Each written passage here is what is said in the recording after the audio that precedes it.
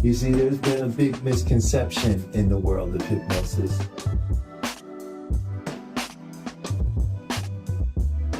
Hypnosis is a natural state. It's something we go in and out of all the time. But we can use that state to affect our own behaviors. So this is a do with. I'm gonna work with your unconscious mind. I'm gonna work with this 88. You're gonna work with the 12, right? Because together, when we work together, we can bring 100% of the mind together. That's the power of your own mind.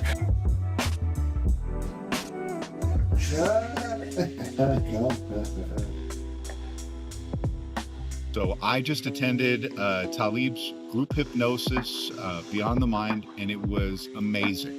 And the fact that I feel so refreshed and so energetic afterwards is amazing. It's a wonderful feeling. This was a bonus. So for the last couple days, I had been experiencing a pain behind my face. On a scale from 1 to 10, not even a 1, more like a dull ache.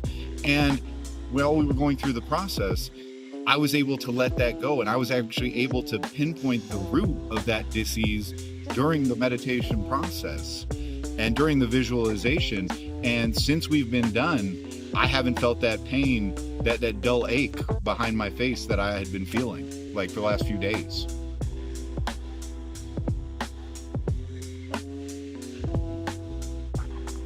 If you're in the Las Vegas area, come and give this a try. It's a wonderful experience, and I'm sure that you'll get some great benefit from coming to do this.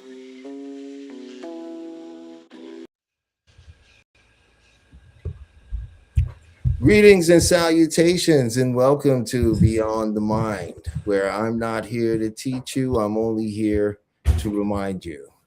Welcome and happy Friday to all that is joining us. It's been quite some time because last week we were off because the wonderful Peach had a birthday. So, we wished her a happy birthday, and I'm sure she had an amazing time, but we are back this week.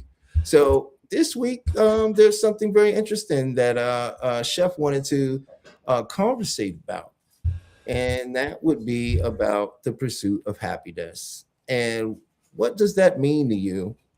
And how that shows up in the modern world today? And is it something that is the pursuit of happiness also the reason for so much unhappiness? And we're going to dive deeper into the show. But first, let me just ask my good buddy here, how you doing today? Man, great. Week off, miss seeing you last week, and you as well, Peach. But glad to be here again, and looking forward for this next episode. Awesome. So, you were talking about it backstage. So why don't you open up the conversation a little about this pursuit of happiness? Yeah, actually, I was doing some content because I'm a new content creator now, regarding building our own brands. But as I was sitting in the park, I was thinking, the pursuit of happiness, like that is 80% of our time in life is in the pursuit of happiness, and the other 20% is like us only enjoying life, right, or actually being happy. But we in relationships, we move on, we get new jobs, we get divorces, we create new careers and new lifestyles, all based on the pursuit of happiness. And happiness is a fleeting emotion, essentially, but the majority of our lives are built around the pursuit of it. And I think that's a very interesting subject matter. Yeah, I would definitely agree that I think the pursuit of happiness is a general term in a way, and I think that it's more of a contractual thing that people make with themselves, because like, how does one define happiness? Like, what happiness to me would be might not be happiness to you, right? But we do have a general consensus that happiness is something that makes us feel good, right? But within that, there's this, nuance, definitional nuance of how you perceive that and what you think, experiences should come from that and ones you don't think should come from that, right? So when I'm looking at the pursuit of happiness, or what I would like to say, the pursuit of happiness in the modern age, what does that look like to people? Because what was the pursuit of happiness before this iteration was, having a great degree and a job and two or more children, right? And with a house that you pay off in 25 to 30 years, right? It all changed. Right. That's what I'm saying. Okay, so now the value system of that has changed. So the pursuit of this happiness is also changed. Would you? Yeah, I mean, I think I'm basing it on everyone's individual pursuit, whatever they say it is. I'm going to base it on that because I do know that. How many people do you know that are looking for a new job or a job? How many people that you know that have a job that want to do something completely different than that job? How many people that you know that are in relationships that are not digging that relationship and they're either trying to start a new one or trying to figure it out? It's everyone's on the move. Everyone's on the move. Well, I don't know if that's the pursuit of happiness as much as that the pursuit of terminating a contract you don't feel works for you anymore. Because most people who end up and say, okay, I don't like my job, right? And I have to get out of this job, are usually people that, these aren't usually people that have accomplished what they wanted to when they were younger, right? A lot of these people may have wanted to go to college, dropped out, or made some decisions, right? And now in their mind, they made a contractual agreement with themselves saying, well, I can't have these things. And now this is the direction I have to sort of go in life.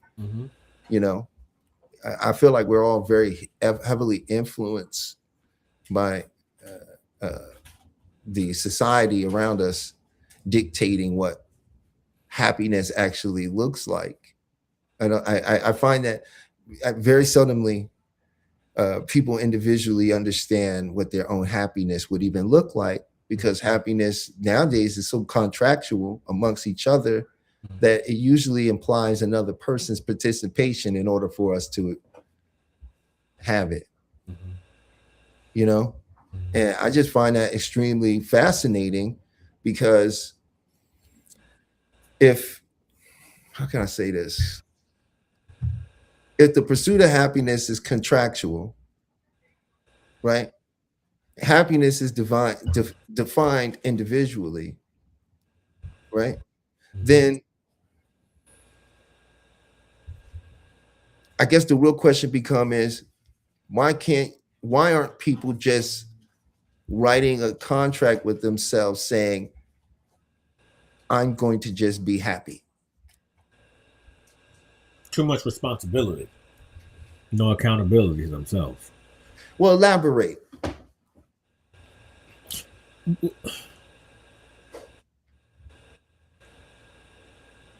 Okay. Because I don't disagree with what you're saying, but when you use those words, they can be rather vague and left to interpretation. Because to do that, you literally have to do the work. You literally have to figure out, okay, if I'm not happy, what's bothering me, right? You have to literally look at yourself and ask yourself the right questions. And most of the time, we don't want to ask ourselves the right questions because that means we have to be accountable to the answer. And most people don't. They already know that. Everyone knows the answer. But then when you say it out loud, you're confirming that that's the answer. So then this self kind of psychosis kind of goes on when that person's mind they're just chiming in and they're circling and they're circling and they're circling. And what happens, I can tell you is what happens because it's happened to me in the past. But what happens is when you circle like that in your mind, you don't actually do anything because you haven't sat down and actually faced it. It hasn't set in, like, it hasn't set within your person or your body. And it's almost like a traumatic experience, which is why you're kind of spinning out. It's almost like a self crash out. but you're not doing anything. You're just kind of spinning the wheel, right? Mm-hmm. Right. And so when that happens, like if you're not facing yourself, you're just spinning your wheels. But when, and I'm going to introduce a word that I don't know if we've kind of gone over it, individuation. Mm-hmm. When you're ready to face yourself, and your positive side is facing your dark side. When you're ready to face your dark side, because that's your mirror, then you could put in the proper work, because that's when you start taking your accountability. When you start looking at all the things that other people see that you try to ignore. And we have a great ability of trying to ignore our own flaws and our own errors. But the whole part of happiness, isn't it facing yourself and dealing with all the things that you buried in the closet, going through those things so they're no longer, and then coming out on the other side of that? I mean, see what I'm saying? Like that's how you define happiness. Some people define happiness as an acceptance of knowing that it's a choice about a feeling that I'm going to choose to feel because I'm the one who generates the feeling, right? And so I'm going to make a contract with myself to not let outside forces dictate my emotional state. Mm-hmm. And that contract, does that look like individuation in which we're talking about? Or does that contract look like just kind of holding yourself accountable? I think it could be a little bit of both. You know what I'm saying? Because when I think there's a misconception with holding yourself accountable, because we live in a society based on punishment and reward. We were taught by punishment and reward. The things we pursue in this life is based on punishment and reward. You know what I mean? So naturally, there's this bias to us about certain things being easy, because we were taught that it has to be hard and that anything worth having, you have to fight for. It's not your birthright. It's not your natural experience. And then, what's so wonderful too is like, the reason I like you bringing this up is because maybe we should do a little bit of journaling with some of the audience if they out there. If you're out there, get a pad and pen and do a little springboarding for the audience and give them a little technique down the line. Maybe not this moment, but it came to me because, I personally don't, from my personal experience, I just find that most people haven't really addressed what they wanted. What they want, if they want money in a relationship that looks a certain way, it's usually because they feel it'll make them look a certain way to others, right?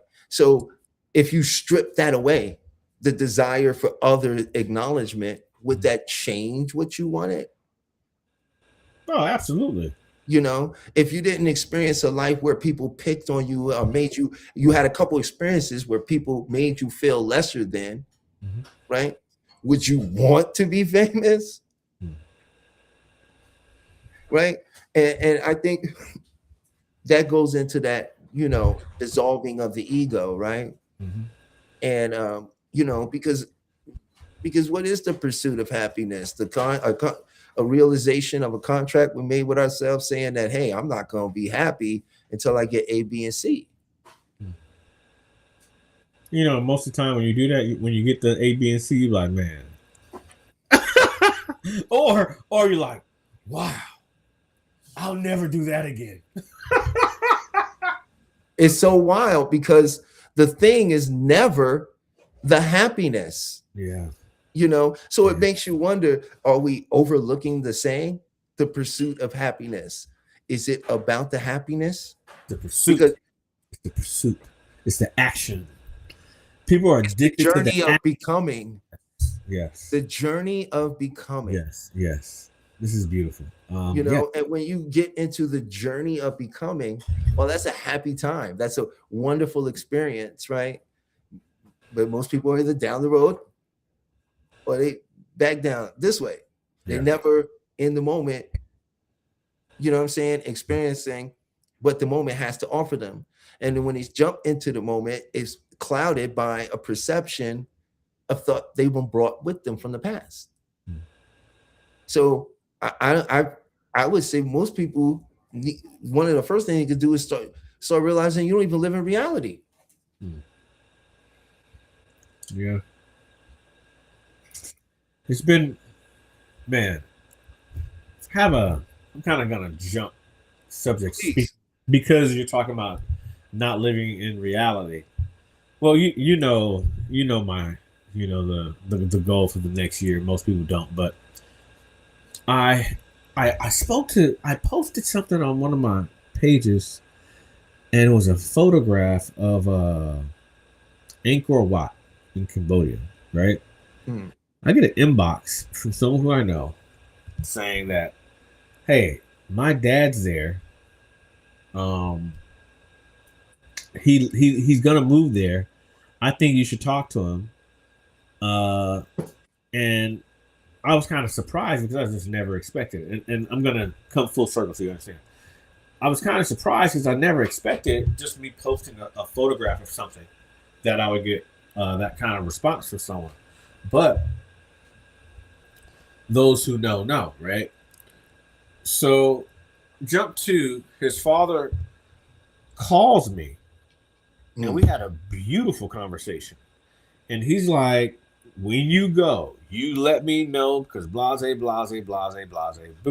Just the whole broke out the red carpet. But before that, he conditioned me, asked me a few questions. What was my purpose? What do I want to, why do I want to go there?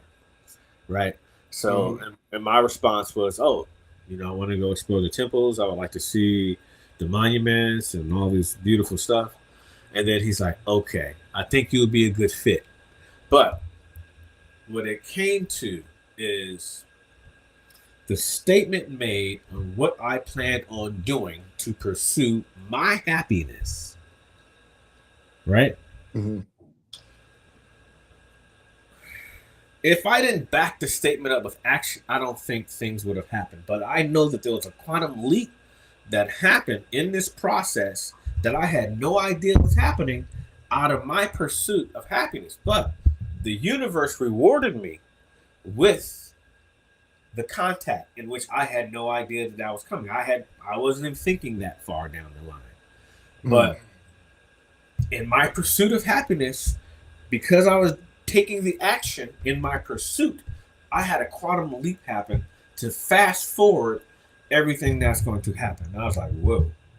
That's kind of what I wanted to say, getting back to it. But as we are in our pursuit of happiness, because everyone is in their own personal pursuit, things along the way happen that can affect your psychosis in a positive or negative manner. And hopefully it's positive. But in that pursuit, and heartbreak arises, how do we as humans, as people, how do we allow it to either trip us up or veer off from our actual pursuit? Wait, say that again? In our pursuit of the happiness, things go awry, right?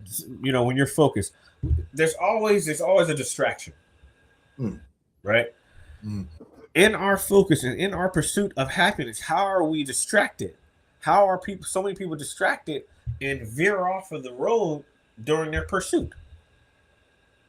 Oh, you mean how do people lose themselves when they have chasing the pursuit of happiness? Yes. Because happiness isn't something to be chased, and pain is something that happens once. Suffering is something we inflict on ourselves from an internal wound we will not allow to heal.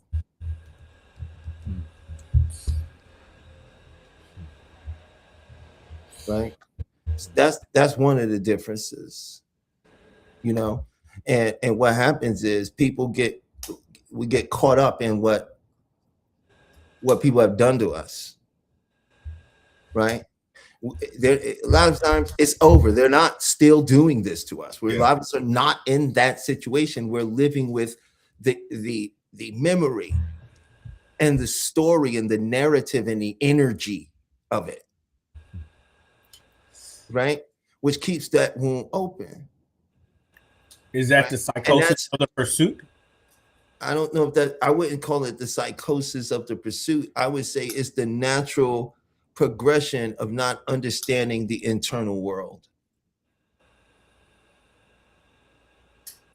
Right? You know, because people externalize the pursuit of happiness into what? Things that must be gotten and obtained, and then it's going to create some shift in them internally. You know, and that's what I find as one of the issues with that is that, well, here, you know, people might go running after happiness, right? But you didn't have to chase happiness as a child. It just was. It existed. It just existed. It was a state. Happiness is not a thing. It's a state, right? And you don't need things to enter into a state. You have the ability to generate states.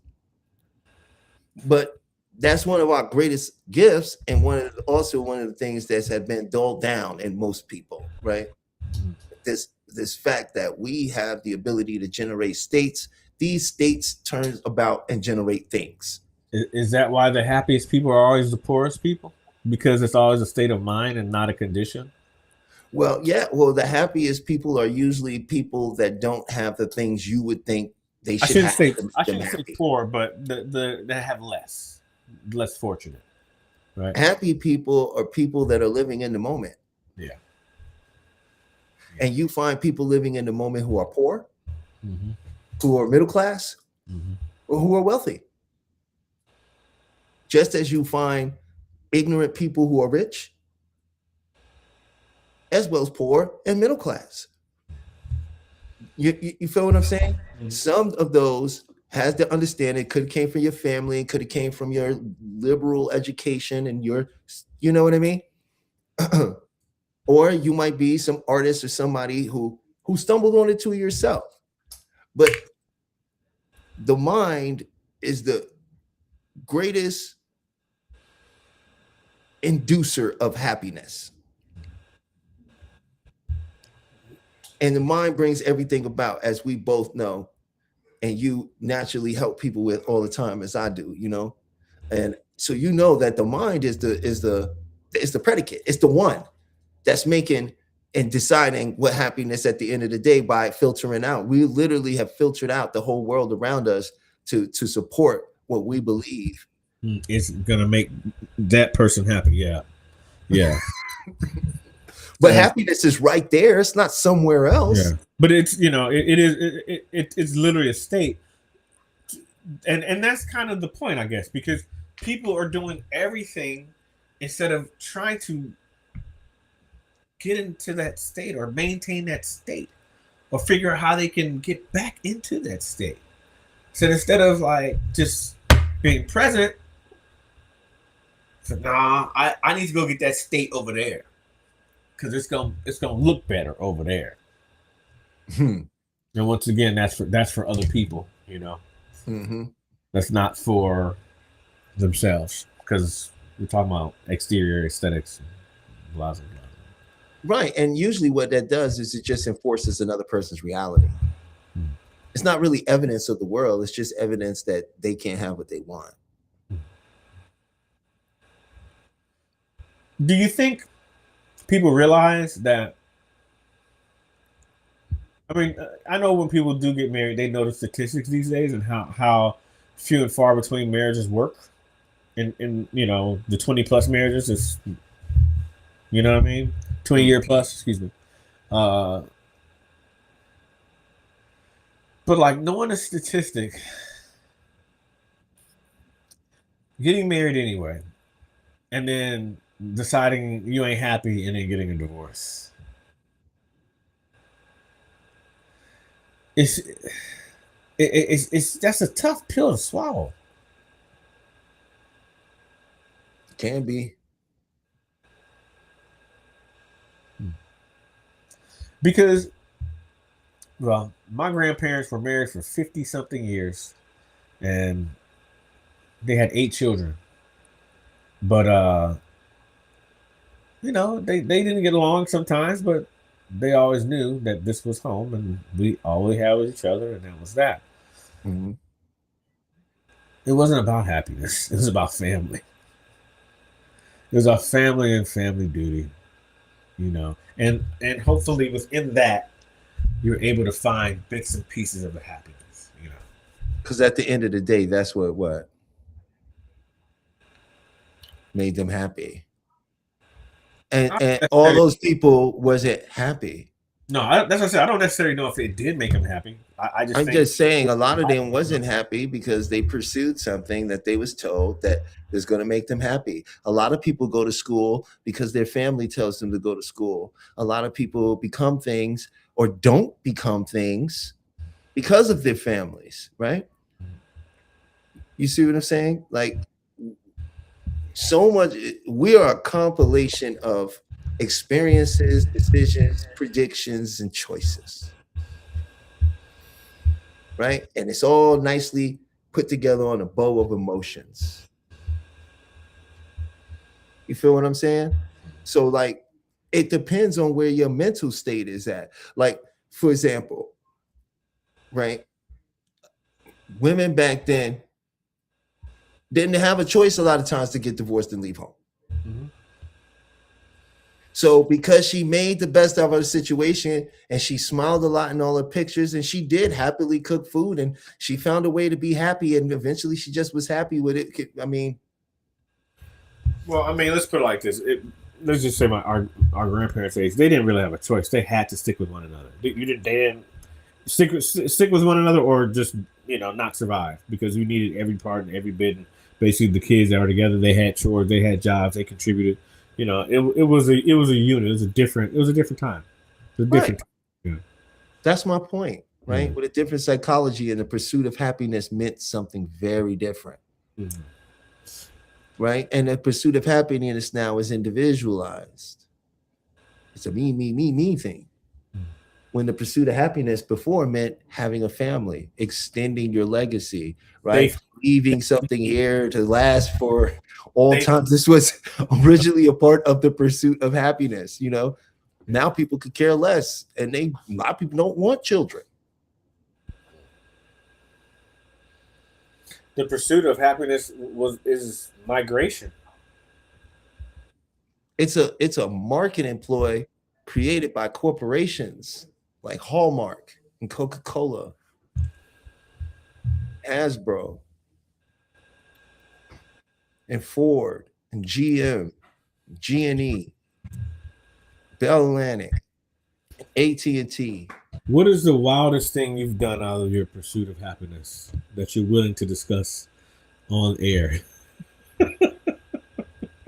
I realize now what I was doing was not for the pursuit of happiness.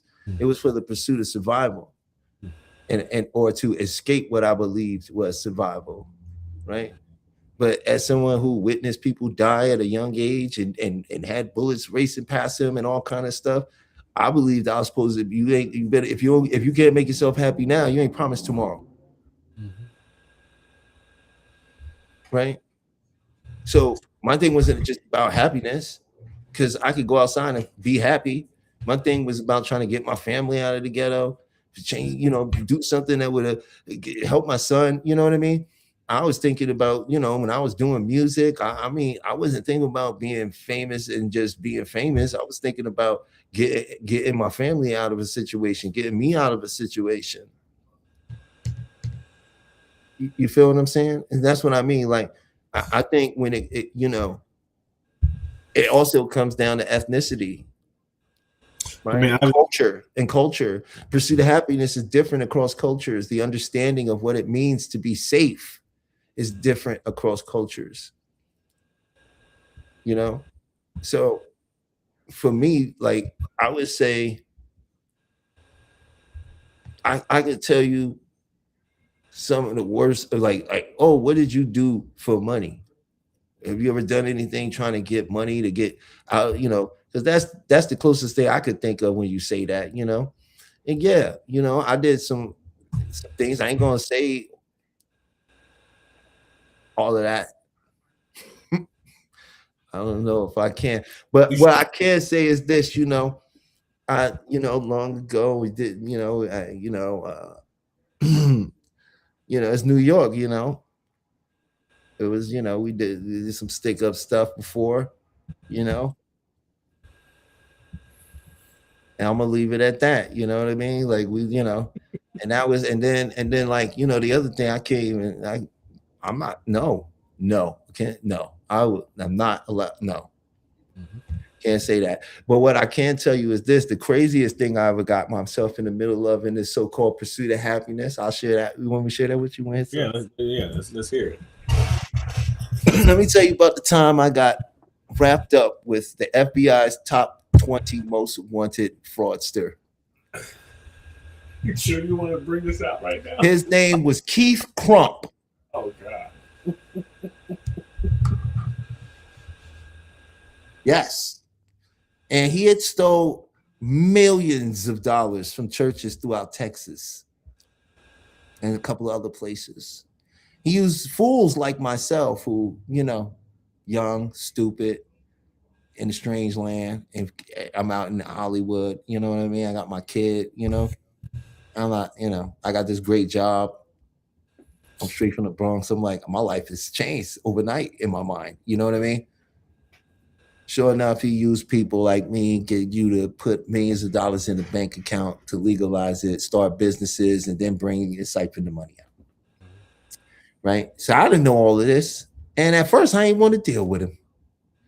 You know? And sure enough, the craziest thing happened was a buddy of mine was like, oh no, we should. And then I got involved with the guy, and I ended up staying up for 7 days on the craziest adventure of my life, where it essentially ended with the feds approaching me and him going to prison. And yeah, it was yeah. In the midst of that, the craziest thing, I'll tell you this: I was up for 7 days. I didn't sleep a nap for 7 days. I had been everywhere from out in West Hollywood, up there at the W. I was up there. We was trying to get a condo over there.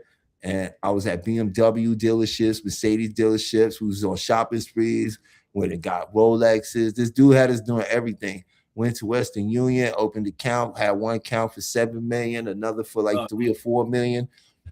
But you know what happens when you start opening accounts like that, right? You know. Yeah. Yeah, and that was quite.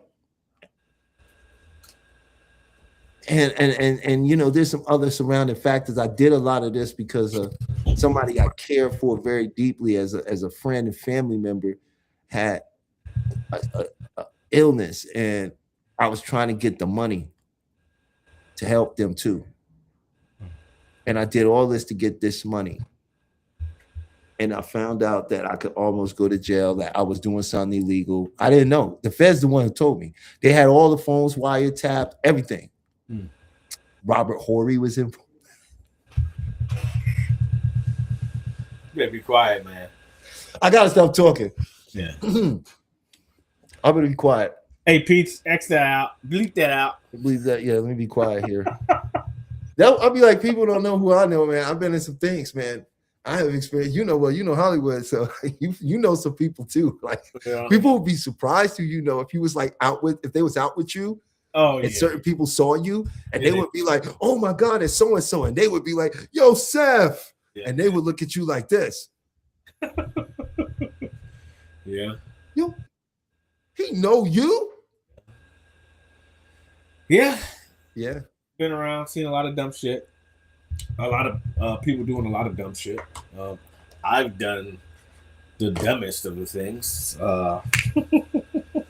I I think that's another day. We can just use a whole episode. Well, this was just about what did I do about the pursuit, and this was in the pursuit of happiness. This okay? was in the pursuit. But of you're about to go into it. Needs to be another show we should start and just call it, "Hey, behind the scene Hollywood stories." Two actual production guys. Yeah, that's what we should call it. Two actual production guys, Hollywood stories. And we just tell these stories about. I got a lot of stories. I had stories of Jason Mitchell. I mean, I could go on, man. I got a lot. I know a lot. Rooney, Mickey Rourke. Oh, Mickey Rourke is cool, yo, but he's wild. He it's crazy. Yo, Dennis Hopper, shit. Hey, Mickey Rourke. Crazy stories. Who else? Man, so many guys, so many crazy stories. Oh, I have a story about David Allen Greer, man. Oh, I just worked with David. I did. I hope he's better now. The Saint did the show last season. So it's a show on NBC. So it's a hospital show. Damn, I can't remember the name. Saint something. But it's funny. It's actually a really funny show. But yeah, man. I was on West Wing. I'll tell you this one. You might laugh at this one. This motherfucker, excuse my language. I was hitting the corner in the airplane because it had a fake airplane. And as soon as I hit this corner coming around, somebody swings and hits me with an uppercut. Dude, drop me. Just drop me to my knees, dude. Drop me. I'm like, oh my God. Because I don't know. I'm literally just turning the corner. I didn't expect it. Bow! Like, oh shit. I look up, and you know who sucker punched me in the stomach? No. Alan Alda from MASH. That old man dropped me, dog. I was upset for years behind that. He put me on my knees, dog. I just hit the corner, pow, and he was celebrating. He was celebrating him nailing a scene, like he was congratulating himself for doing well on the scene, and he's turned the corner and he was congratulating, going, "Yeah!" He went, "Yeah!" into my gut, knocked me down. Anyway, that was my funny Hollywood story. Oh, that doesn't sound that bad. It sounds like an accident. Yeah, but y'all probably bonded after that. Nah, fuck that dude. Motherfucker socked me in the gut and didn't give me. I mean, this is can we watch our language, sir? Can we be mindful? You know, I took this little moment to defer from the mind. You know what I'm saying? He socked me in the gut and didn't make it up to me. Anyway. That's well, you know, that's Hollywood. I'm sure you got paid for it. No, I did not, but it's okay. With your check. That's not me. He was an old man. I'm pretty sure it didn't hurt that bad. Oh yeah, it did. He dropped me. Or maybe you're not mad at him. Maybe you're mad at yourself. Maybe you feel like you should have been able to take more from an old man. Do you know how big he is? He's an old man. Hey, listen. Are you an older man? Not as old as him. Well, at this time, I don't know if he's still alive. I'm old enough to be his grandson. This might have been 20 years ago, bro. This might have been 20 years ago. Is he still alive? I don't know. But he was at least 6'6". At least 6'6", about 220, 225. Wasn't no small dude. Pretty big man. But yeah. Not okay. Not okay. Oh, I'm not that tall, Peaches. I'm short. I'm a short man. I'm like 5'7". But I'm wide. That's interesting. Peaches over there laughing at me from getting socked in the gut by an old man.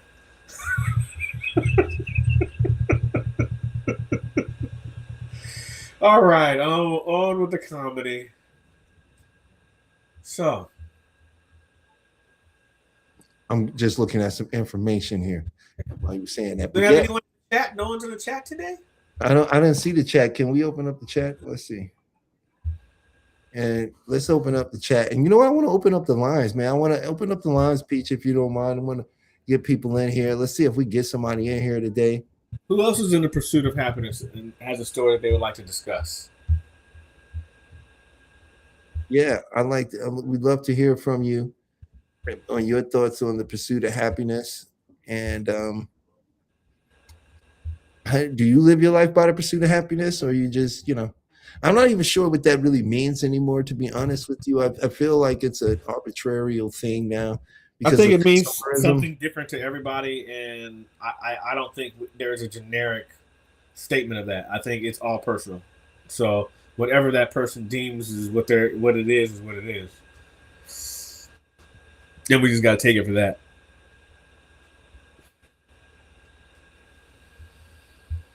I agree. Yeah, I hear you. No worries. I agree with that. I was trying to see if we could get some guests on too. So I was reaching out to a couple people that may or may not stop by. All right. So while you were saying that, but yeah, the lines is opened up. If you're watching out there, please feel free to jump on in and give us your made in the pursuit of happiness, Peach.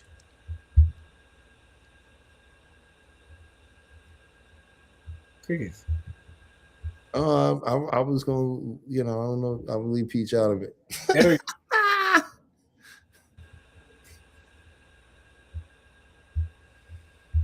I'll see that. I think she's typing. Oh no! So I'm asking. So what have you? She was laughing at me about saying leaving her out of it. That's why she laughed. Drag her right back in. I'm not gonna drag Peach anywhere, yo. You shouldn't even use language with like that with Peach. Did you not read her thing? She told you that women used to be oppressed. Oh man. So they had limited rights. That should be telling you everything you know about your language in addressing this fine young lady here. Right. Okay. There we go. The humor is beginning now. Now we've loosened up. Come on, Peach. Come on in here. Come on in this room, please. We haven't seen you in 2 weeks.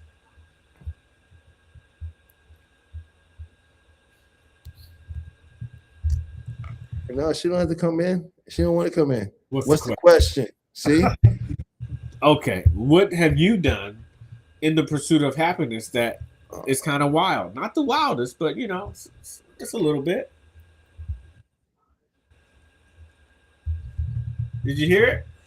Well, I'm sure she did, but she's not coming up here. She's gonna type it in. She don't want to be on camera right now.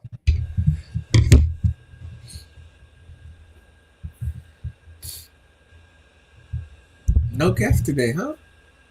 Well, yeah, it was a little. Oh, there it is. Reverse psychology.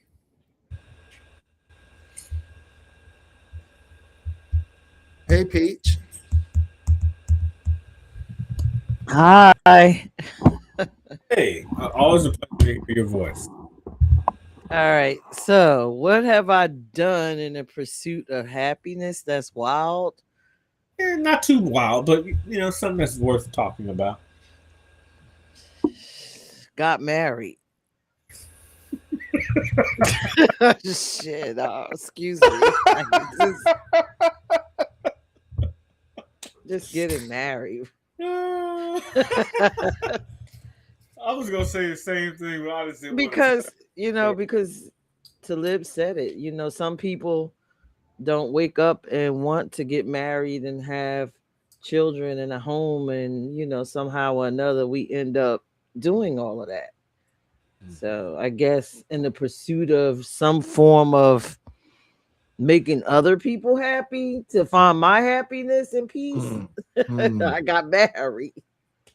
So right. Hey, let me ask you this. Would you feel like that decision really, because see, my thing was, Peach, that a lot of time people don't really know what they want. The things they think they want is because it was driven by the people around them. Some need to like prove them wrong or to prove them right. You know what I mean? Yeah, I get it. Would you feel like your marriage was driven that way, or what was your, my mindset was to just, I was thankful for the people that raised me, and I just wanted them to feel like they were more accomplished. So me getting married and having the children, you know, was for them. And now I guess the pursuit of happiness now is just to live for me. Hmm. And it's whatever it is I decide. So just like I decided to do all these live streams, I decided to create nonprofits. I decided to do everything right now for me, no matter what it is, no matter how anyone feels.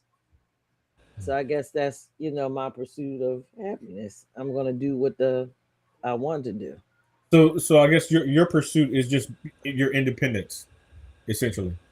Yeah. Yeah, Mhm. that's a nice little bow to wrap it in. Independence. So I don't know if he was looking for something more wild, but I think No, it's nothing more wilder What? than getting married and dealing with people shit. Just I don't people. think that. I don't think he was looking for nothing wild. It was more so just like yeah. what you gave us. You know what I'm saying? Mhm. Because you know people and you've experienced it for yourself. A lot of people are hell bent on this pursuit of happiness, and pursuing happiness means you don't have it, Yeah. Yeah. and you're willing to be unhappy until you can't get to it, or at least find some sort of level of contentment Mhm. until you can get to your happiness. Yeah. Well, I can tell you one thing that I did let go: the pursuit of money. Mm. Yeah, that's a biggie. Now I just do, whatever it is that I love, and hopefully the money will come. But to chase money, that for happiness, oh Yeah. my gosh. To attach it to happiness is just, I don't know, it's crazy to me because you probably won't get there. I mean, the way that you want Hmm. by chasing it. I agree. I don't think you will get there by I don't know, man. I mean, that depends on what you want, right? And most of the time when you chase money, you're young, right? You're young, you blow through it, you lose it. If you're lucky, you can keep it. Um, and then the pursuit kind of changes because you're like, oh, okay, you hit a certain level of stability. But I think when you're young, you take more chances, take more risks, and the pursuit is just different than when you get older because you've already been through that. And really, the pursuit is just to be kind of at peace. So it's Yeah. a pursuit. And to stop I don't know. listening to people, Hey, I not remember when to they used saying, let me say, I remember when go they used ahead. to say 30 is the new 20, Yeah. right? Remember that? Now they Yeah, say I what? remember that. Now I Is say, it 40 or 50? 40 is the new 20. Oh yeah, tell my niece that. I'm just saying, yeah.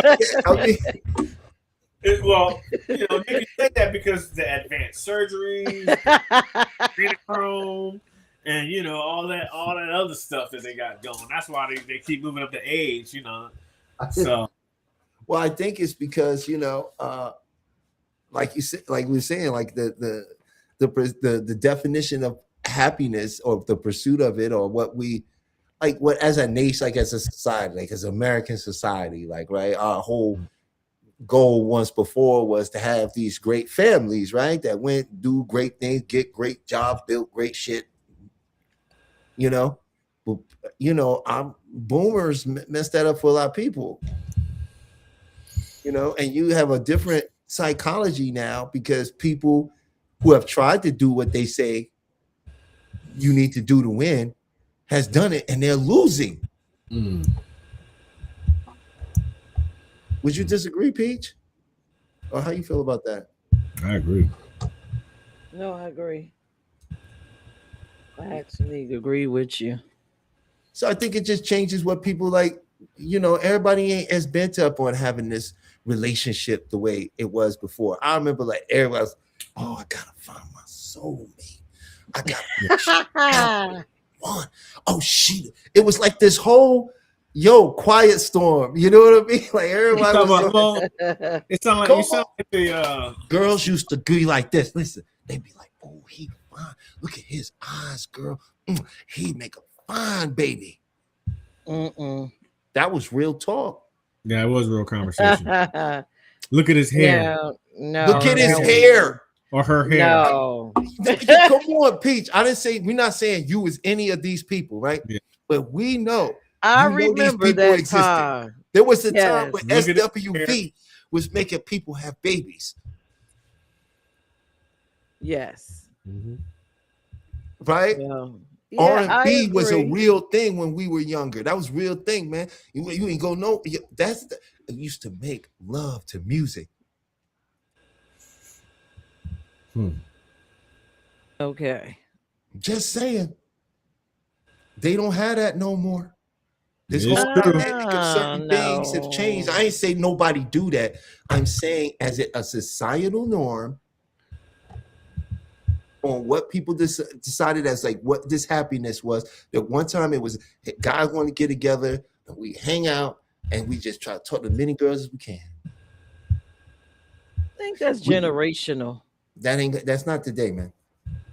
No, it's no, it's generational. It's not for this generation. And that's my Ours are point. still So their doing it. pursuit of happiness must be so different, right? Yeah, it is. It's called pursuit of self.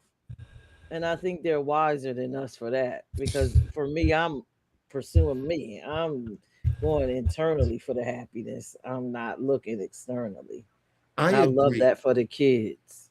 I like Yeah, I mean that's awesome that they have that. But when they're young, should they really be having problems internally? yeah, that's when you have the most I mean, problems. it happens, but I'm just saying, like, besides the teenager stuff, the typical teenage stuff, the drinking, the trying to smoke, the sex. It's not about having a problem. It's just about being comfortable with who you are and learning yourself and learning what your needs are. And I love it for them. That's why they're not having all these children like that. A lot of them are choosing to go to college or look at all of these entrepreneurs since the internet explosion. So they're into themselves. Well, they're not having children because they're not dating. Oh, they date different. They don't date socially like we used to outside. They date on the internet and then link up and stuff. Their dating looks a whole lot different than us, than the way we used to. So yeah, What do you mean they're physical dating. touch? Our physical touch and Listen, talking. the fact since we done went so far to the left, I'm just gonna put it out there. The fact is, birth rates are down. Yeah. And I understand and I respect all of it, but I feel like there's a balance that's completely out of whack, right? Because some of these interests of self-serving is literally suicide for the human race. Yeah, that's true. Say what you want. Oh, well, I will. Do the I scientific think they're going to research. do it. I get Gotta that, but I have think humans yes, to have we a do. civilization. But they're That's being just the way that wiser works. than us. They're doing it later. Well, they're not versus necessarily earlier. wiser than us because they're preconditioned and programmed more readily than we were. See, we didn't have the same access to a central nervous system called social media that could literally paint and perceive the world to you before you ever stepped outside your front door. Okay, I could roll with that, but I think mostly our generation taught them that. Well, I think yeah, we pushed that on them. Well, we gave it to them. We definitely gave it to them. Yeah, we but- pushed Oh, I'm it not on saying them. we're exalted of it at all. I agree with you. No, they didn't go make a phone for themselves. The crazy thing is though, because our generation, like we kind of introduced these things or like brought these things in, but we're not really capitalizing off of these things. The Well, way we the didn't bring younger them in. generation We were does. conditioned by them as well. We didn't make these things. We're not the ones that made these things. No, I'm not saying we made them, but the first computer I ever used was an Apple. I'm going to age myself, but it was 1981 in elementary school. What? I use a Commodore 64. I then remember must this Commodore be old as 64. hell. I remember this Commodore 64. I remember Yeah. that. But so like, and that it wasn't called an Apple then. It was called a Macintosh, and it had the Apple in the middle. But from that to what it is now, essentially every advancement in technology we've kind of experienced in terms of computer wise. But just recently, like this, it's just, I feel like I just missed a whole lot of information in my pursuit of happiness. In me pursuing happiness, I missed out on a collective amount of technology. Not saying I'm behind, but just saying like, because I wasn't in it and ingrained in it, I'm now have to catch up, right? In my pursuit of happiness, I fell behind. Oh my Well, God. I can't say I fell behind, but you know what I'm saying, right? You kind of get what I'm saying. I guess I'm a time traveler, so I don't feel like I'm behind. I feel like if you stay current with the technology and you stay current with where everything is, you'll never be behind. Most people who are behind are people who can tell you how to use the computer in front of them. Oh well, yeah. That's not what I mean by behind, though. Well, you know, what do you mean? My behind is different. Pause. But you know what I mean. In the aspect of doing work, my being behind is different because I feel like if I'm not ahead, I'm behind. If I'm ahead of the curve, I'm behind. If I'm not at least No room for nuance, huh? No color, no dimension. It's just 2 points in space for you, huh?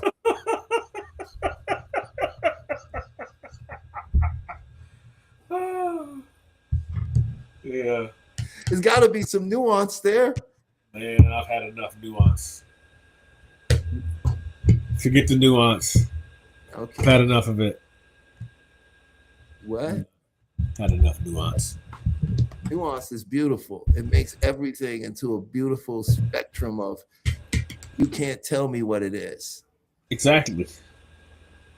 With nuance, you Exactly. can't tell me that this is just good or bad. Nuance allows me to say, no, it's not. That's not true. Does good and bad even exist? You know what I'm saying? Like that's subjective all day. That's in the head of the beholder.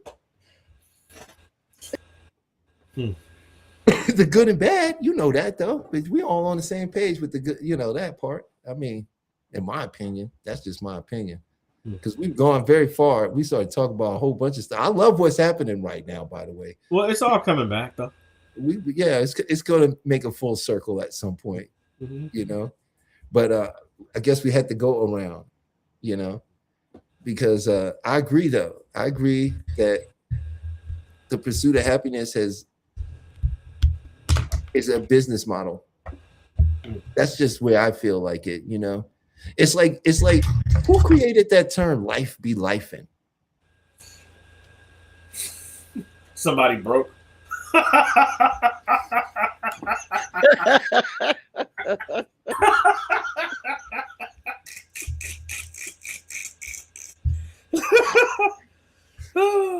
True.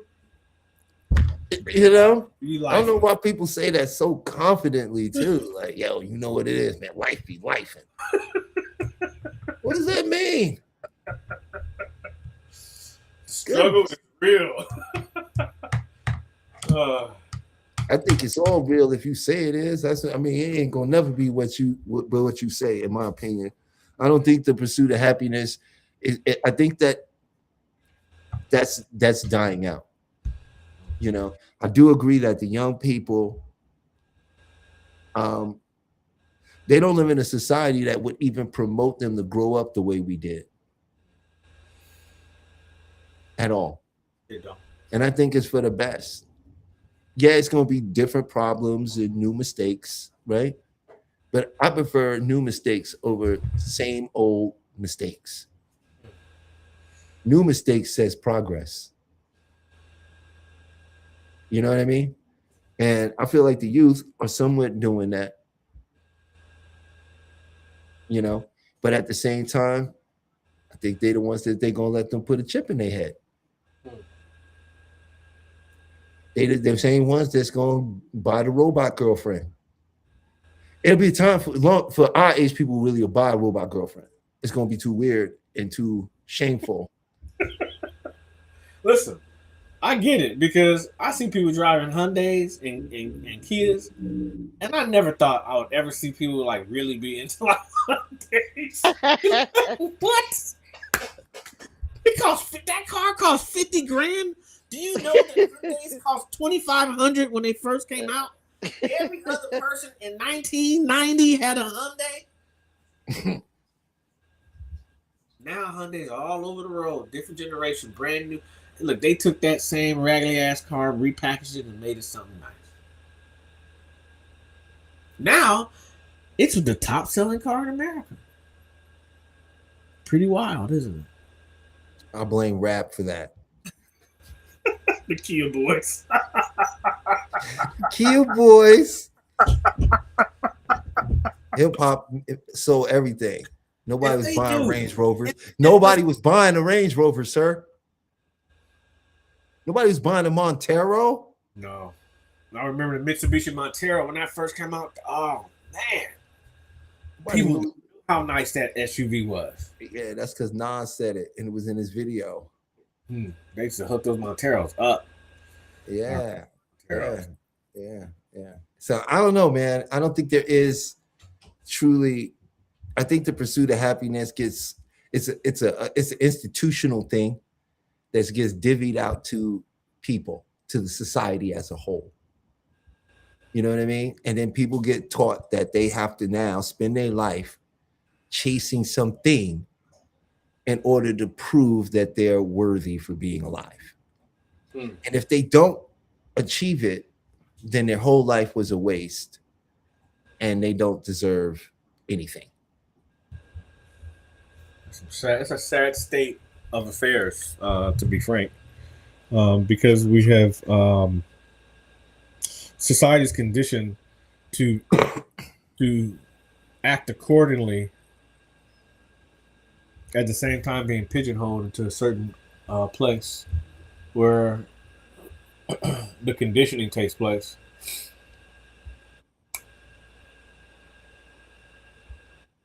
Strange.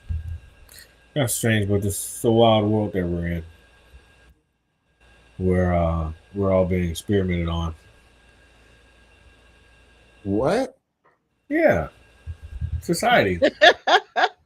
We're all being experimented on. Welcome to Beyond the Mind. Where here we deal with the mind and all the things to help you with the mind. Right? That's what we do here, man. Yeah, I'm saying that because I mean, think about the conditioning. All right, so you promote Valentine's Day, which is a love holiday. People in the pursuit, everyone wants to, either be in a relationship, not be in a relationship, be with someone, not be with someone, whatever. Give someone a gift, not give someone. Conditioning. Well, that also is pursuit conditioning, right? Because we're trying to condition people into being a certain state, right? But it started off with something else, and in fact, the promotion is never really them being in that state, because if they're in that state, people probably wouldn't be. I don't know when people are happy, they don't necessarily go out and purchase everything. They are typically with one another and enjoying that whatever that circle is, but it almost feels like they're promoting the pursuit state, not the happiness state. Because in the actual pursuit itself is where all these other little actions take place. And it seems like the programming starts from the happiness place, but it does the complete reverse. Because it's all about the actions taking place within the pursuit, but never really about the actual happiness. Because the money's made and all the opportunities for the outside world is in the pursuit. Well, dating was a thing created by Hallmark in them. I keep saying that this is not a conspiracy. This is a fact. This is a scientific, historically documented fact. He started that, bro. How can we make some more money? How can we sell these cards and flowers? Just like De Beers is the reason you have wedding rings. That's why. And they told you the only way you could really show her you love her is if you save your money and you buy her this. You see this diamond is so rare, rarest thing on earth. Meanwhile, there's diamonds all over the planet. You can make a diamond. You don't need $10,000 in equipment to do it either. What makes a diamond expensive? Go ahead, tell them, Peach. You figure I know cut and clarity. There you go. But It's not the diamond cheap itself. stone. The diamond itself is it's all over the place. It's the clarity and the cut. So the architecture of it, the thing that the man comes in and how well he can clear it up and clean it up, how precise his cuts are, and how it captures light. Am I right, Peach? Mhm. Yeah. That's what makes it expensive. Other than that, it has no real value. It's not expensive. But somehow we've been convinced, women have been convinced that if a guy saves up all this money and throws this ball and chain on your finger, right? You should be happy. A guy is convinced if he goes and saves up his salary and spends most of his money, right, that he's going to be happy. But neither person entered into the relationship because they were happy. They entered in out of the pursuit of happiness and satisfying the tribe, their tribe, because no human being wants to be kicked out of their tribe. That's the primitive part of our mind. And we all have this desire to either make people go, see, I didn't have to do what you told me to do. Or we want to go, see, look, I did it. I did it. And that's that primal part of our brain. I don't care who you are. You ain't above that unless you a psychopath, sociopath, or somebody with some sort of mental, hey, guess what? That part of the amygdala is cut off. He ain't got it operating. It's not operating. You know what I mean? He'll chop you up and it's not even going. He's not thinking one time, was that wrong?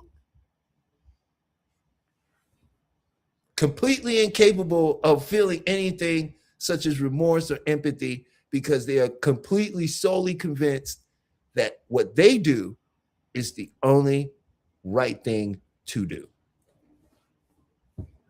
Did you know all serial killers who get caught on them TV shows, you go watch them, the guy got away for 20 years, like the Iceman and all these guys, you know when they got caught? When they developed the conscious. They were 20 years, because they never thought about it. Didn't matter to them. They didn't care about nothing. One day they see the, they all like to keep souvenirs, right? They see it, or they see some little kid and they think, man, was that right? They have a moment of doubt in their action. Next thing you know, something breaks in the case, something discovered. The wife finds something that was never found for 20 years, right? All of a sudden she just discovers it. No, that's what keeps us poor. That's what keeps us in our position. You have a guilty conscience about yourself. You don't feel like you deserve things. You don't feel worthy of things, right? So all it takes is someone to push up against that doubt in yourself and you fall completely apart. Pain can only happen to you once. Someone hits you, it hurts. You get over it. Someone hits you, you internally make it, why they do this to me? They ruined my life. Now it's a wound. That's on you. That's something inside of you allow to be opened and not closed. But a person can't really hurt you. They can only inflict some pain. You process it, but suffering, that comes from you. And that was my tangent. Peach, you still up here? Peach, I love you, Peach. She hanging out with us. I mean, she's the lady behind the scenes, so she usually be like, "No, Oh, I could exit stage left for y'all. No, stay here for a minute. I'll be right back. I know you want to go, Peach. How was your birthday? It was awesome. It was awesome. I enjoyed myself. And I'm just happy to be here another year. Okay, I'll accept that. I'm glad you had a wonderful, wonderful birthday. What we got here? The propaganda of happiness. Uh, the propaganda of happiness when it's really actually here in the moment. Thank you, Stephanie. Thank you. This is what my whole point is. Thank you, Stephanie. Thank you. Being in the future and in the past, look at that's why they call it the pursuit of happiness, because it's something that is in front of you. It's not with you. Man, that was powerful. Stephanie nailed it. What else did she say? Let's just get a little bit of Stephanie since she got so much wonderful things to say here. We got, yes, there are a lot of standards to happiness, holidays, clothing, housing, etc. There's standards, you know. And if you're hearing me, Stephanie, you know, one of my biggest points in that was that when you're talking about happiness and the pursuit of it, you're still talking about something that lies in front of you. And it's always going to be defined by the individual. And most of the time, we don't really know what's going to make us happy because we've made so many contracts with the people around us and the world around us in order to say be accepted by them or rejected by them. So I agree wholeheartedly. And then taking photos said that language. Yep, it's in the language. We got some smart people here today. Does happiness even exist, or just things just are? We just assigning shit to it. Happiness is a state. It's a state you experienced when you were very baby, when you were little. Happiness is a state. It's not a thing. And what happens is what we do with happiness is we assign a contract to happiness. We say, until I get the relationship I want, I'm not going to be happy. Because I can only be happy in the relationship that I want. Now, this is a contract you just made with yourself to say that even though I can experience happiness right now, I'm not going to allow myself to until I get that thing. Okay. So happiness is a state, right? It's a state, which means it's something you generate. Yeah, you assigned it to stuff. Otherwise, everything just is. You know, the same way some people assign, you know, solving some people like when shit goes wrong. They go, yes. For real. It makes them happy. They like generally solving, getting in the middle of things and making it work. A fire burst into flames, house burst into flames, big flames. I'm not running in there. Firefighter, he like, I live for this. I got he come up to the fire, he ready to run through the door. You ask him, why'd you do it? I like saving people. It makes me happy. That's why I always say it's perspective. Like who's to say what happiness truly is for everybody, other than something that makes us, the general consensus is that happiness feels good. Right. So basically everything just is, and then everybody just assigned shit to it. Which means everything is just is. Yeah. So everybody living in their own version of the world. Nobody's living in the world. We don't even know what the world look like. Truly, no, we truly We're don't. living from our own assigned version of the world, of what happened to you when you were little, the experiences you had, your exes, your bad relationships, good relationships, right? All of that makes you so this is why the world is this way. And that's the only thing you look at the world, the only lens you look at the world through. Until that lens, you either go, wait a minute, something's not right here, or someone else convinces you that something else is there. Until that happens, you just keep perceiving the world the way you do. I thank our brains for doing it. Could you imagine if the whole world just came in at once? Holy shit, you probably wouldn't know who you was. Yeah. You know, it's within a structure. It's definitely within a structure. Oh, we got highest vibe. What did he say? The movie, The Fight to Put the Glasses On. They live. Oh, They Live. The movie, The Fight to Put the Glasses On. There you go. The reality versus fiction. And, oh, Stephanie said it does, Peach. I say it. It's an energy that runs through you. It's acceptance of who you are and what you do. But what Talib said too. She was agreeing with you and me. She's agreeable.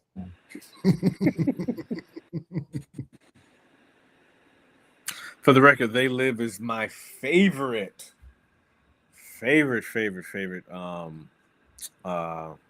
Stephanie, the my lines God. are open. Why don't you come on up here and have a little conversation with us? Come on What's in the- here and talk with us. The director's name. The You director don't have from to turn your camera on either. Don't worry about that. what's the director from Halloween? What's his name?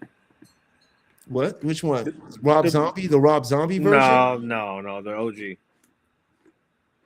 What's his name? He did The Thing. He did They Wait. Live. Stop. No. It wasn't Clive Barker. No, was- not Clive Barker. Wait. Hold on. It's my man. I know. It's like one of my favorite directors. I just Oh went my blank. god. Why did you do this right now? Hold on. I can see it. Let me stop trying.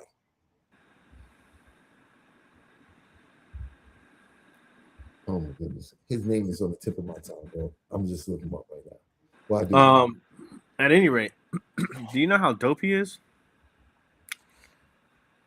John Carpenter. John Carpenter. Yeah, there we go. Thank you. Yes. John Carpenter. And he also did Remember My Joint, man. The Mars joint. Oh, Mars Attacks. No, He not did Mars Attack. Oh, Ghost in Mars. He did Ghost on Mars, yo. Yeah, Ghost on Mars. Ghost but, on Mars. You know, actually, one of the best horror movies to me of all time that people don't even give him credit for is The Thing. The Thing is like that still mess me up to this day. But one of the reasons why he's so impactful, I think, because he tugs on human emotions. Not just the fact that it's like, the psyche of human emotions and the psychosis of what they go through, like such as They Live. How no one really believed Roddy Piper, and he had to leave for the pursuit of happiness to take care of his family, to come to the city to create income for himself, and he ends up being in this whole mess in the pursuit of happiness. And he ends up finding out that these, Yeah. finding out that everything's fake, like nothing's real. In his own pursuit of trying to take care of himself, he found out everything's real and it's all a sham, and it was all about the pursuit, though. Because that was the movie. The movie was The Pursuit. I mean, on one end, also the another end was the movie he didn't make that, he didn't create it. It was a small short story comic book thing. Oh, was it? Yeah. Okay. And it was a short story he took and adapted. And I would say They Live was about consumerism Mm-hmm. and the danger of society being ruled over by a particular class that used technologies that inadvertently hypnotized people and gave them suggestions and altered their reality. And subsequently, the deepest part of the movie was that there was a frequency being projected around from a satellite that was emanating and creating this kind of reverberation in the human psyche that would mask them and make them look like regular people. And when that was cut off, everybody saw. And the last scene you see was the lady in bed having with one of them. And he's like, "What's wrong, baby?" Mm-hmm.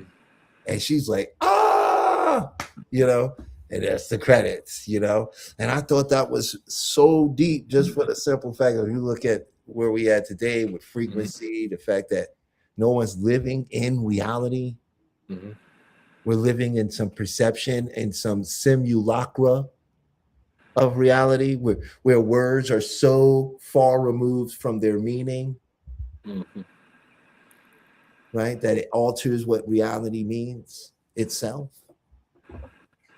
And I feel like They Live was like a masterclass in saying what's coming. I brought They Live up because of the first fight scene symbolic to being told there's something you can't see until someone points it out. And even in the internal struggle to accept. Yes. Yeah. I agree with that 150%. Not to mention, it was one of the longest fight scenes in Hollywood stunt fight history. Yeah. It actually, I think it is the longest fight scene. Great fight scene for the record, but no, that movie it touches. But that so was many a points at great so many levels. analogy. Yeah. I never even looked at it like that.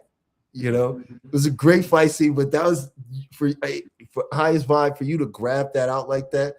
I never thought about that. Like it was really about that symbolic fight about him. Like even when he put it on, he refused to accept it. Yeah, I mean, and that's literally what we're doing with a lot of people that I can't say what I'm doing, but at one point in my life, trying to wake people up to say, hey, things might be a little bit different than what you may be thinking they are. I don't even do that anymore because people have their own time and when they need to find things out now. And if they know it, great. If they don't know it, it's not my job at this point to inform them of certain things. It is up for because everyone's not ready still. That's why they. That's why they're not accepting a lot of things. So, well, they're where they're at, and I'm the one perceiving them not accepting.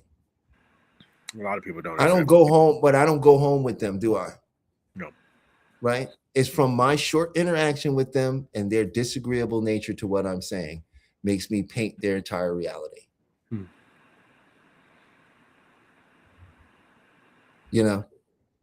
When people leave from in front of you, are they being processed in your? It's like a computer. It really is, like a video game. The whole world is in front of you. None of the world that the character behind the character is actually there. You forget that because when you spin around, you see the world. What's being rendered is only that which is necessary, and that's what I mean. A lot of our experiences with people we meet, the difficult people, the people that don't, they still a representation of our internal world.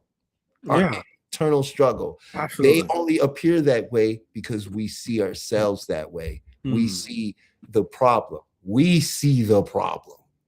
And so therefore the problem exists. You know what I mean? And we put a lot of things on other people just because our brains are narrative driven. We have to have a bad guy. We have to have a reason things are happening.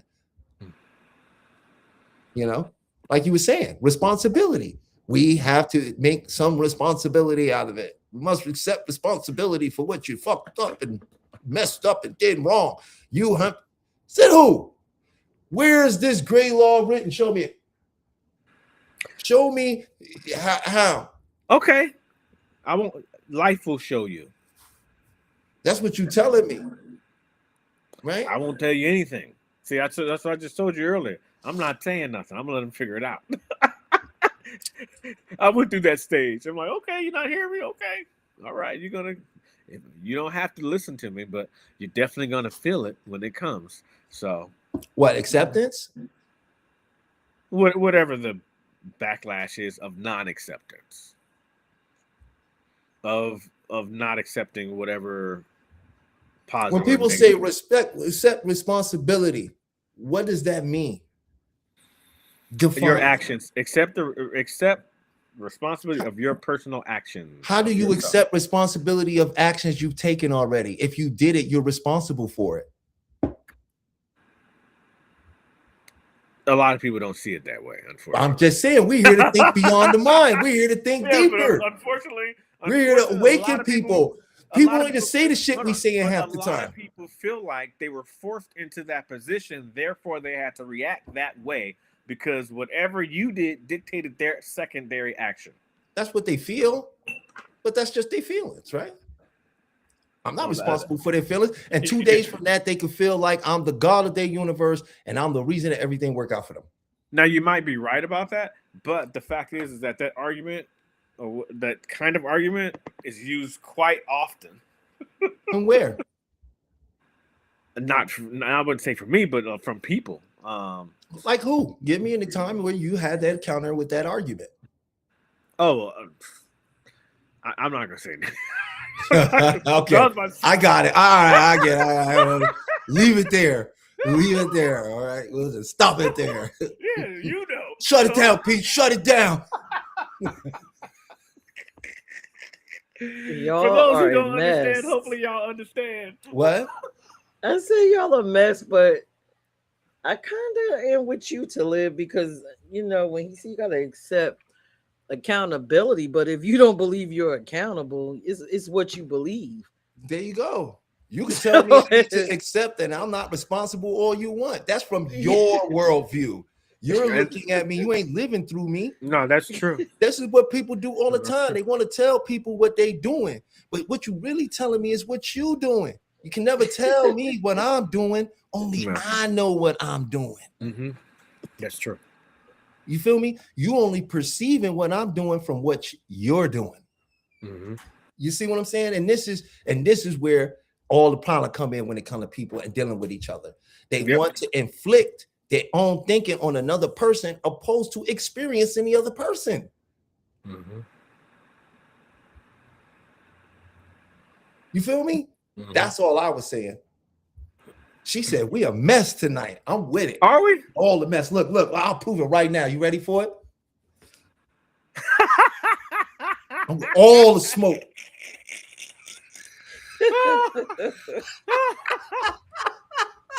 Oh man, that's funny.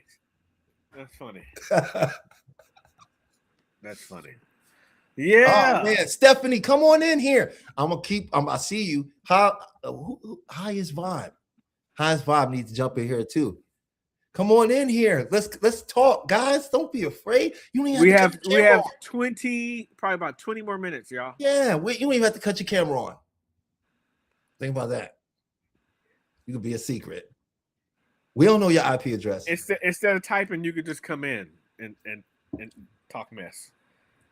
Talk with us. This is one of them days, and if you have any kind of, we are licensed, well, not licensed. I don't ever want to say that.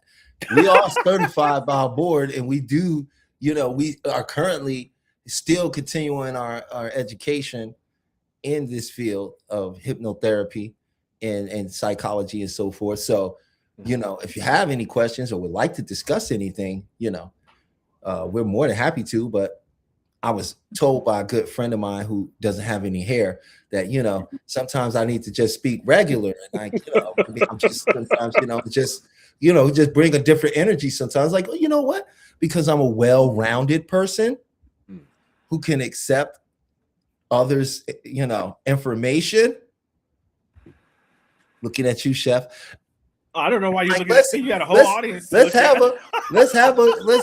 a good time. Let's enjoy it. Peach already knows. Look, Peach is the first one that ever said it. She spoke to me on the phone a long time ago, and we was talking. I was like, "Man, Peach." She was like, "I don't know who you are right now. You should do this." Remember that, Peach? That's funny. Yes, it's nice to code switch every now and again. Yeah, see, I learned from the people around me, and I care so much about you guys. I would never absorb your brains completely. I hope not, because you're gonna be calling me back. You be like, man, let me give this back to you. I don't want the rest of this. You got more issues I'm willing to go through, man. No, I'm good. I like that shirt, by the way, Chef. That's a nice shirt, bro. Oh, thanks, man. That's dope. It's hot. It was hot today. I'm like, oh, my Caribbean vibe clothes. Let me brush it out. So, yeah. Stephanie, come on up here. You don't have to be in absolute silence to join us. You have to turn your camera on. Highest vibe. Get in here. You don't have to do nothing but join and say something. That's it. Yeah, right now we're harassing our audience right now. Get in here. It's comedy hour. Come on in. Come and enjoy us. Nah, you don't want no. Nah. They're afraid to step in the arena, huh? Nah, they ain't afraid. They just don't want to. They ain't afraid of us. I No, mean, I know. I I don't know. think I so. know. I wouldn't think that. So, at all. man, what I'm are from your these plans? keyboard warriors. What are your plans this weekend, young sir? I'm just going to work a little bit on the site Mm-hmm. and hopefully make some more videos and really work on a retreat that we should be getting ready for next year. Yes, let's on Sunday. Probably not the best time. I have sleeping kids. I'm here listening and loving the. May the beautiful young ones sleep heavenly and peacefully and get all the rest, and you get rest. What's Highest up, vibe? What Vibes? up? Hey. Hello, can you hear me? Yes, we Sure can. can. Awesome. Greetings and salutations. Greetings and salutations. I just you was cooking in the chat.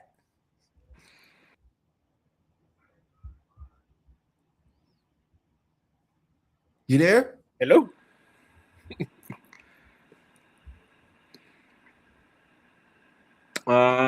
They were here. Well, they're still here, but I think maybe it might be an issue with your microphone. Okay, there we go. Oh, they're gonna get on here one. Yeah. Oh, there goes the one dropped. The one call dropped. So you might want to drop. There you go. There we go. Well, reiterate that point you was making about the fight scene, because I didn't even think about that. That was great. Scene one, and it went on so long and epic that it was like, oh, this has to be. That's where my mind went right away anyway. And it's so powerful because the mind doesn't always want to accept what it's seeing right away. That's true. That's very, very true. Oh, wow. I love what you said though, because I'm telling you.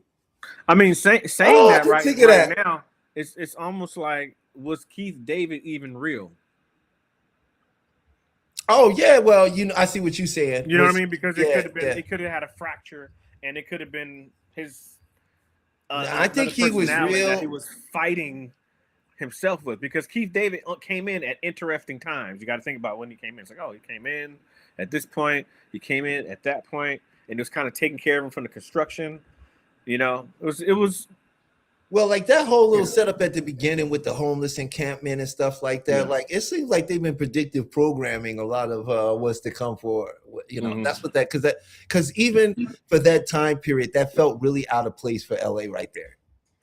It was, but when you look at it now, this is what's happening. That's what's happening now. Yeah, like he told us what was happening. Like, hey, this is what's gonna happen. Hopefully, y'all pay attention. But the ego, once again, like the ego itself is like, no, that's not real. No, that can't happen. No, that can't happen. No, that's bullshit. Oh, that's a great movie. That's not real. But look at where we're at.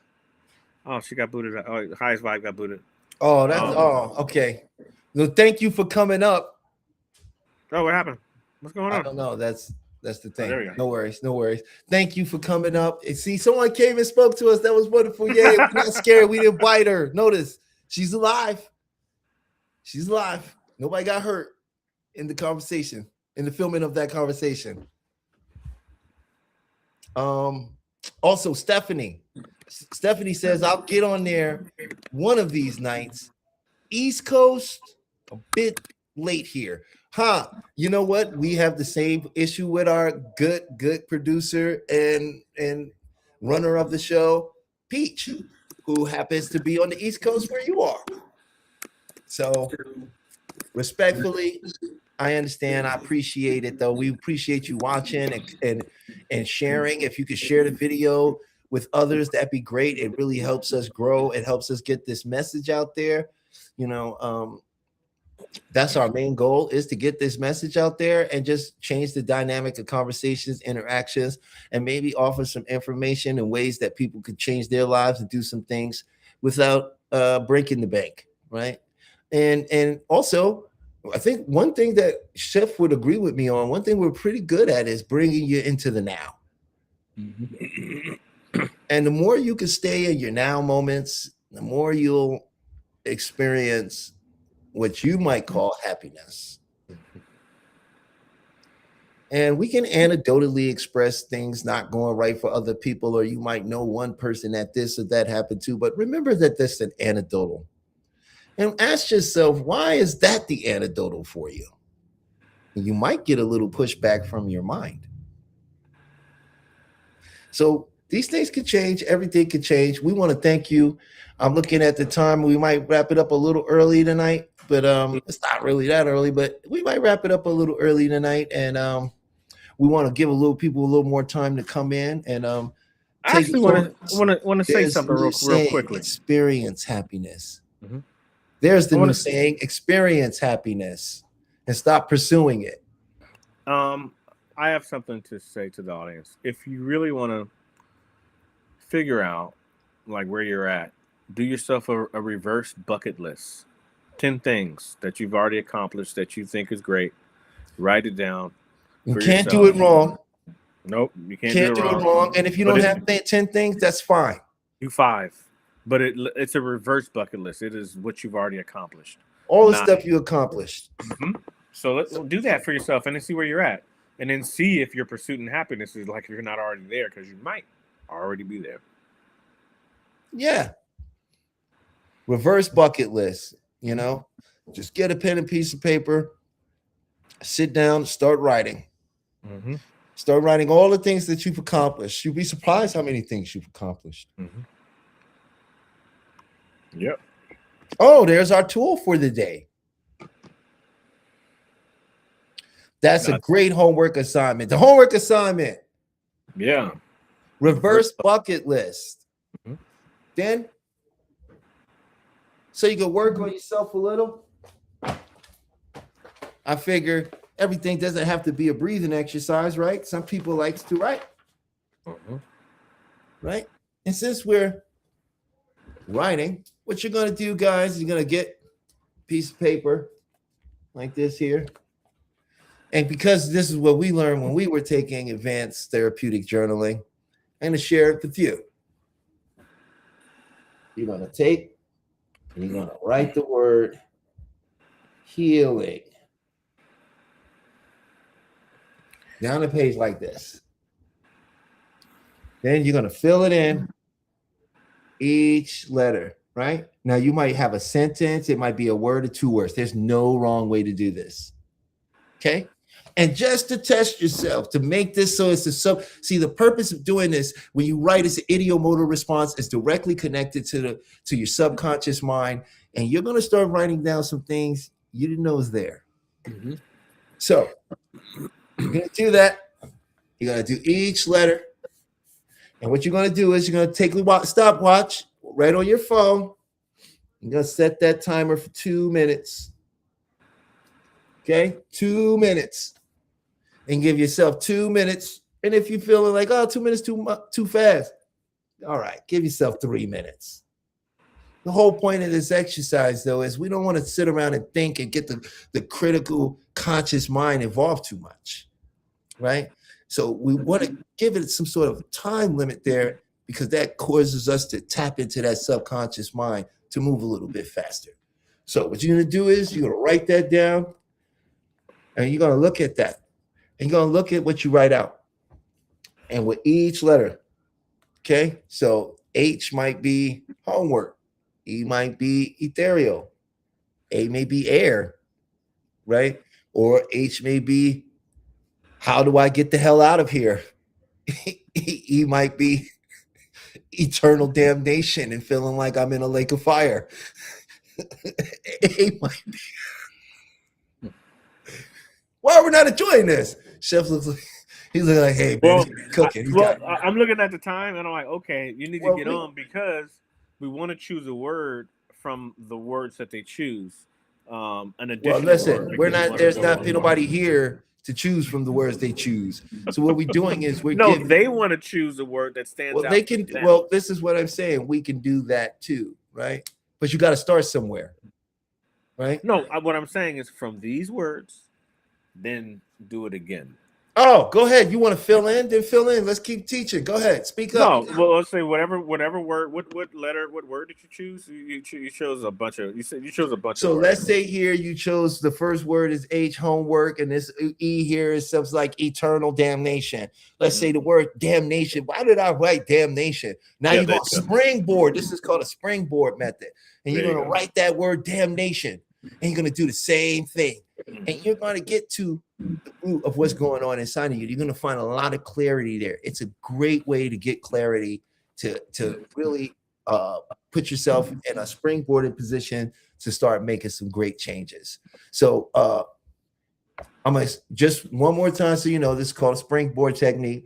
You can start with the word healing, but you can say like Chef said, you can use any word that calls to you, right? Might be the word future, right? Might be the word abundance, right? Whatever word calls to you. But I started with the word healing because it's something I feel like a lot of people are looking to do, heal, right? And some may feel like a relationship would heal them. Some feel like money will heal them, right? But healing. So we'll just start with healing. If you like to choose another word, you can, and just fill that in.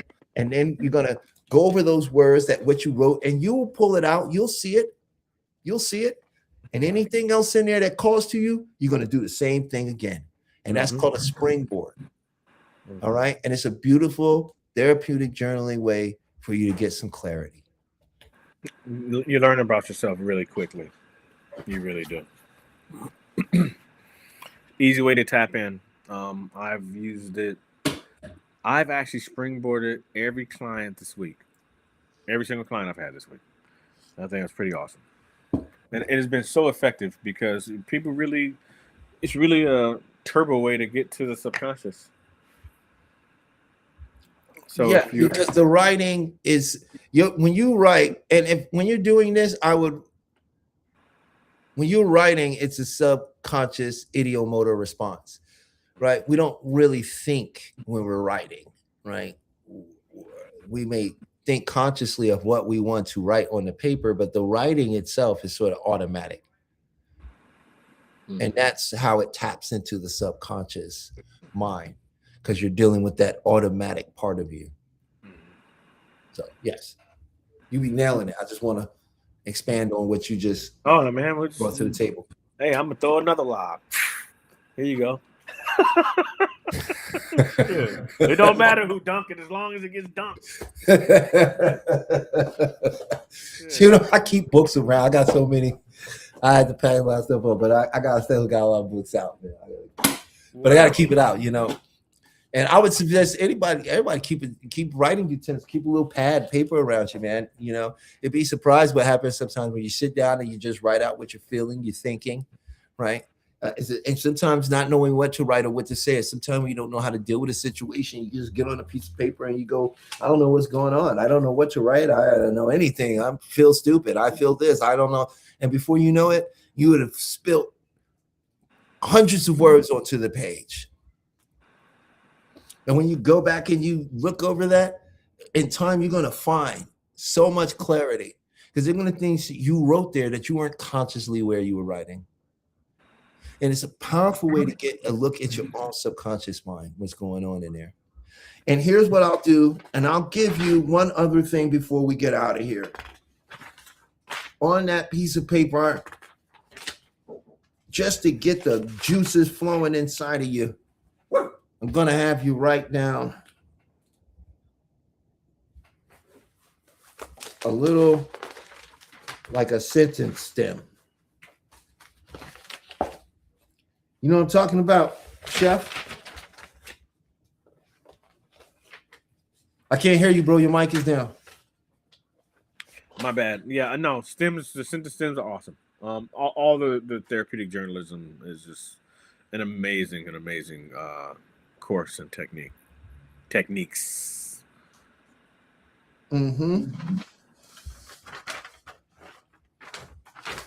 So what I was thinking was having them write a sentence stem for, if I weren't afraid, I would. I would blank the blank blank blank. Right. So whatever y'all come up with. whatever you come up with. So on a piece of paper, you're going to write,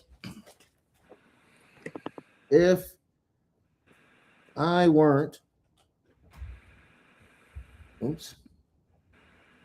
afraid, I would blank, blank, blank, blank. So you're going to write, if I weren't afraid, I would, and then you're going to fill in the blank, right? And watch what happens. Watch the magic that occurs.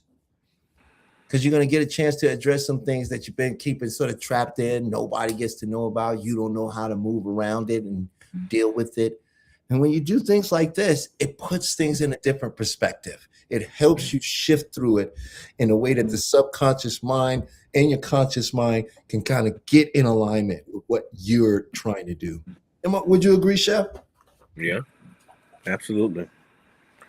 Absolutely, my man. Absolutely agree with you.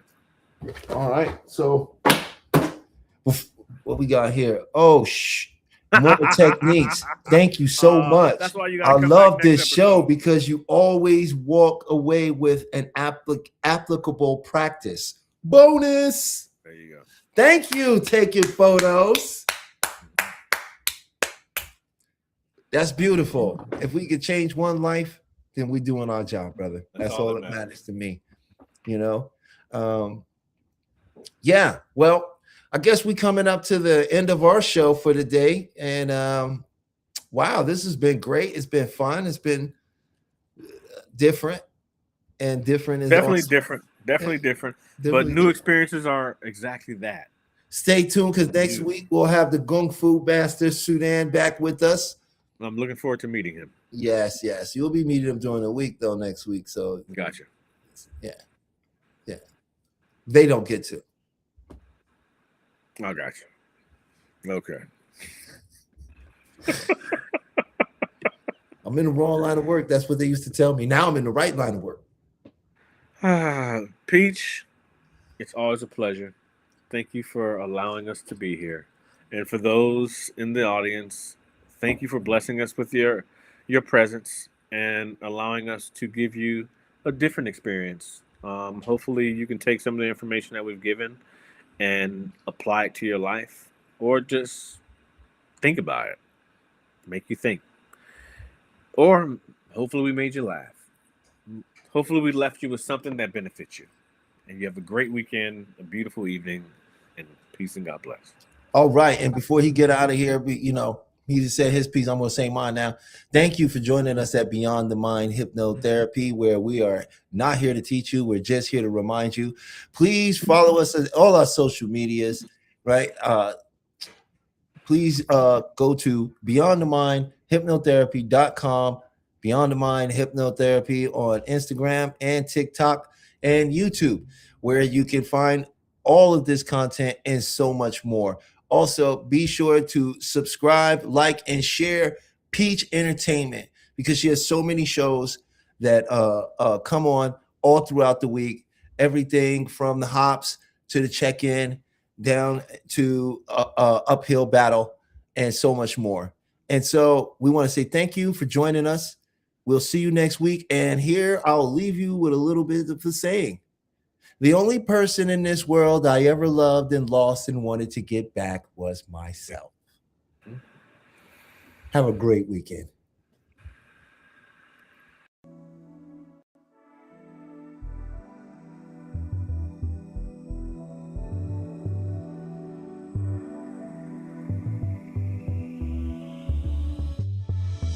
You see, there's been a big misconception in the world of hypnosis.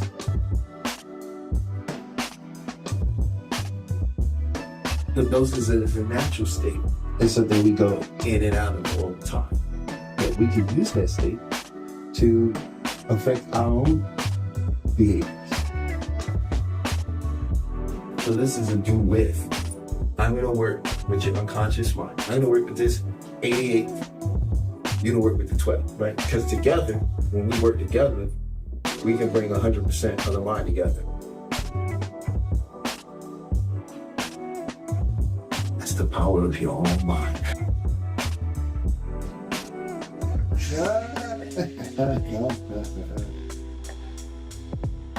So I just attended Talib's group hypnosis